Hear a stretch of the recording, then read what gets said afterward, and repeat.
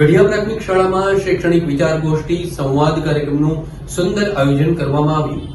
ધારી તાલુકાના ગીરકાંઠાના ગઢિયા પ્રાથમિક શાળા ખાતે શિક્ષણેતર પ્રવૃત્તિઓ અંગે વિચાર સંવાદ કાર્યક્રમનું સફળ આયોજન કરવામાં આવ્યું।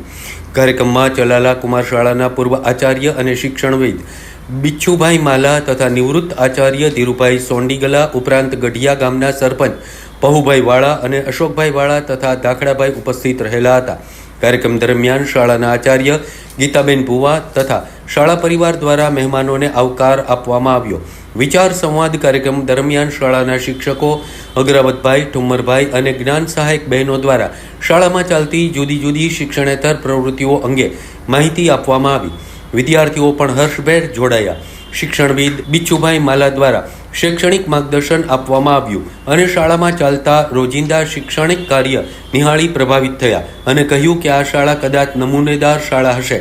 શિક્ષકોના માર્ગદર્શન હેઠળ બાળકો દ્વારા કરવામાં આવતી અલગ અલગ પ્રવૃત્તિ સમગ્ર તાલુકામાં કદાચ પ્રેરણારૂપ શાળા તરીકે પ્રસિદ્ધ છે। શાળાના આચાર્ય ગીતાબેન ભુવા તથા અન્ય શિક્ષકો અગ્રવતભાઈ અને ઠુમ્મરભાઈ અને શાળા પરિવારના તમામ શિક્ષકો અને બાળકોને અભિનંદન આપી બિરદાવવામાં આવ્યા।